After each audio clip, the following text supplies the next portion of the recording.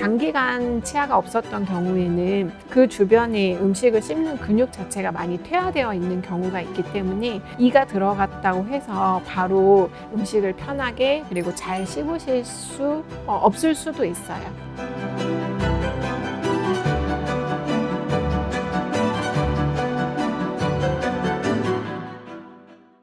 안녕하세요. 서울 클래식 치과 대표 원장 윤영경입니다.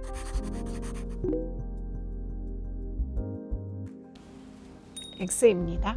우리가 치실을 사용을 할 때 치아 사이를 약간 밀면서 들어가게 되는데, 이제 치실을 했을 때 치아가 밀리는 이유는 치아 뿌리 주변으로 이제 치주인대가 있기 때문에 그 부분으로 인해서 약간의 동요도는 있을 수 있거든요. 순간적으로 치실을 사용한다고 해서 이제 치아 사이를 넓힐 수는 없기는 하는데, 이제 나이가 들다 보면 치아를 붙잡고 있는 잇몸뼈 자체가 약해지고 우리 피부의 탄력도 떨어지는 것처럼 잇몸의 탄력도 떨어지게 되거든요. 예전에는 음식물이 안 끼었는데 나이 들수록 점점 끼는 부분이 많아진다고 생각을 하실 수 있는데, 그거는 어떤 치실이나 치간 칫솔을 써서 그런 부분이 아니고 노화의 현상의 일종이라고 보시면 되시고, 치실 자체가 치아 사이를 넓히거나 할 수는 없습니다.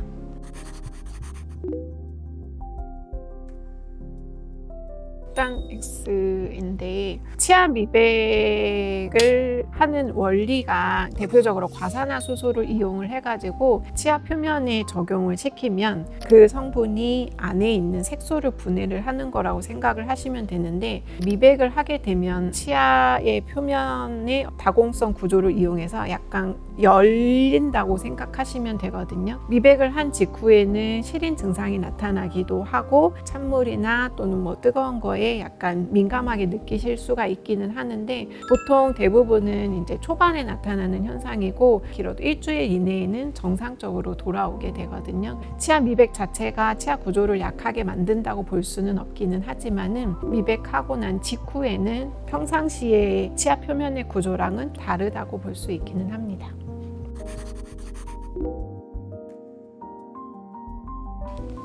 O입니다.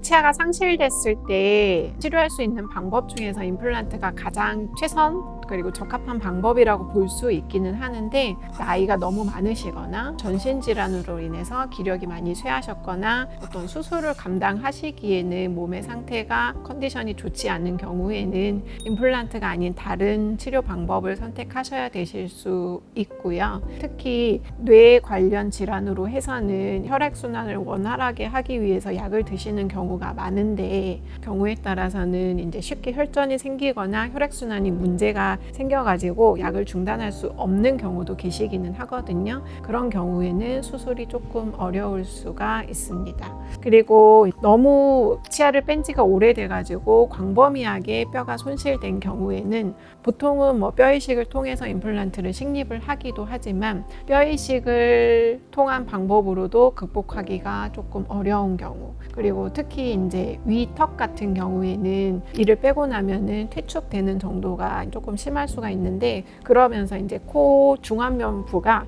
많이 꺼져 계신 분들도 계시기는 하거든요. 그런 분들은 임플란트만을 통해서는 안모 개선까지는 조금 어려워서 틀니를 선택하시는 경우도 있습니다.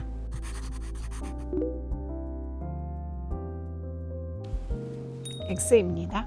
임플란트 수술을 하고 이제 소독을 하러 오시거나 실밥을 풀러 오시면은 이가 언제 들어가냐고 물어보시는 경우들이 꽤 많이 있거든요. 근데 임플란트라는 것 자체가 인공치아를 심어놓고 골 유착되는 기간을 기다려야 되기는 하고요. 이제 어느 정도 골 유착이 됐다고 판단을 해서 보철물이 올라갔다고 하더라도 아직 완전하게 이제 단단해진 것은 아니기 때문에 부드러운 음식부터 식사를 하시라고 설명을 드리고, 장기간 치아가 없었던 경우에는 그 주변에 음식을 씹는 근육 자체가 많이 퇴화되어 있는 경우가 있기 때문에 이가 들어갔다고 해서 바로 음식을 편하게 그리고 잘 씹으실 수 없을 수도 있어요. 그 근육이 적응하는 기간 또한 필요하기 때문에 편하게 저작하실 수 있는 적응 기간은 몇 개월 정도 소요가 될 수 있습니다. 오늘은 치과 상식에 대해서 알아보았고요. 지금까지 서울 클래식 치과 원장 윤영경이었습니다.